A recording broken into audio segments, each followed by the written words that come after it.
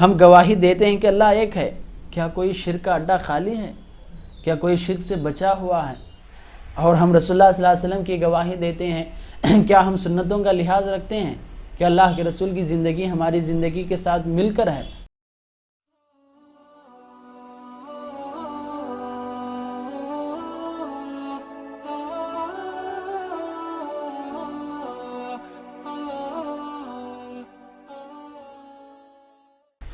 السلام علیکم ورحمۃ اللہ وبرکاتہ۔ الحمدللہ رب العالمین والصلاة والسلام علی رسولہ الکریم، اما بعد فاعوذ باللہ من الشیطان الرجیم، بسم اللہ الرحمن الرحیم۔ ان الساعة لآتیۃ لا ریب فیہا ولکن اکثر الناس لا یؤمنون۔ بے شک قیامت قائم ہونے والی ہے، اس بات میں کوئی شک نہیں، لیکن اکثر لوگ قیامت پر ایمان نہیں لاتے۔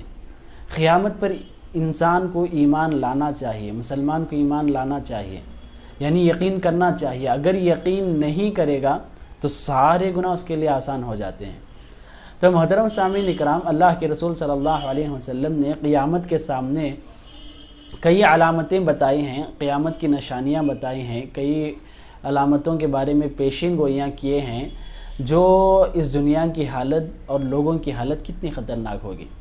اللہ کے رسول صلی اللہ علیہ وسلم نے ایک چھٹی نشانی یہ بیان کی ہے کہ قیامت کے سامنے جھوٹی گواہی عام ہو جائے گی۔ ہر طرف، ہر جگہ، ہر کسی معاملے میں، ہر کسی کیس میں جھوٹے گواہ بہت زیادہ ملیں گے۔ جیسا کہ مسند احمد کی حدیث ہے، طارق بن شہاب رضی اللہ عنہ سے عبداللہ بن مسعود رضی اللہ عنہ دونوں صحابہ سے مروی ہے، اللہ کے رسول صلی اللہ علیہ وسلم نے کہا کہ ان بین ید الساعۃ شہادۃ الزور و کتمان الحق۔ قیامت کے سامنے دو نشانیاں کھل کر نظر آئیں گی کہ ایک جھوٹی گواہی اور حق کو چھپایا جائے گا۔ جھوٹی گواہی دینا یہ کبیرہ گناہ ہے۔ اللہ کے رسول صلی اللہ علیہ وسلم نے جو کبیرہ گناہ بتائے ہیں اس میں سے گناہ جھوٹی گواہی ہے۔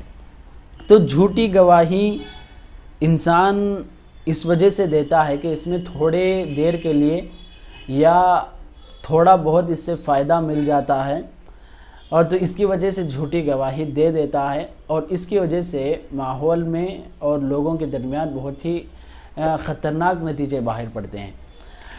جھوٹی گواہی صرف کورٹ کے مسئلے میں نہیں ہے، کسی کیس کے مسئلے میں نہیں ہے، جھوٹی گواہی آج ہر جگہ ہو چکی ہے، ہر جگہ پر جھوٹی گواہی ہے۔ اس وجہ سے اپنی گواہی کی حفاظت کریں۔ اپنی گواہی کہاں کہاں پر ہم دیتے ہیں؟ کئی جگہ پر ہم ووٹ ڈالتے ہیں، یہ ہماری طرف سے گواہی ہے۔ کئی جگہ پر ہم آدھار کارڈ دیتے ہیں، یہ ہماری طرف سے گواہی ہے۔ کئی جگہ پر ہم اپنا نام لکھاتے ہیں، اور کئی جگہ پر ہم سائن کرتے ہیں، یہ اپنی طرف سے گواہی ہے۔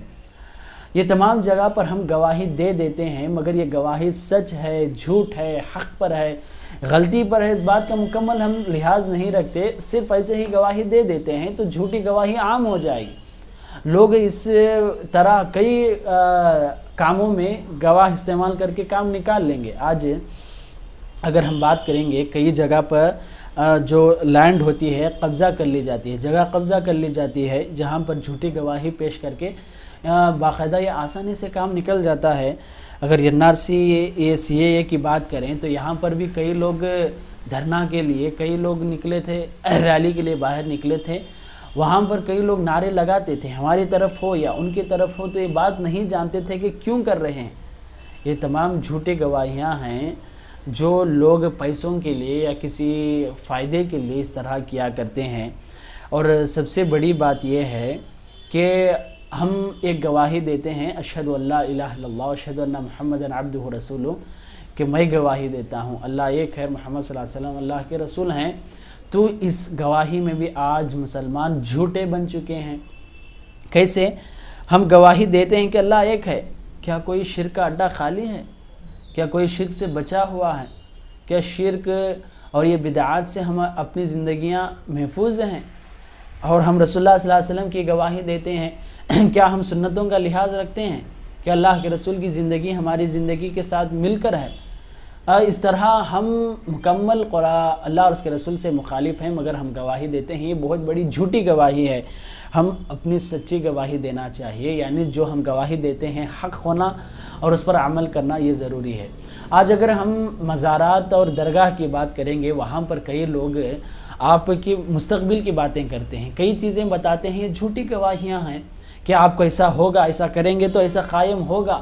یہ جھوٹی گواہی ہرگز نہیں ہونے والا ہے. جو کچھ ہوتا ہے وہ اللہ تبارک تعالیٰ کے جانب سے ہوتا ہے، مگر یہاں پر جھوٹی گواہی عام ہوتی جا رہی. اگر ہم جھوٹی گواہی دیں گے تو معاشرے میں کیا کچھ خطرناک نتیجے ہوں گے.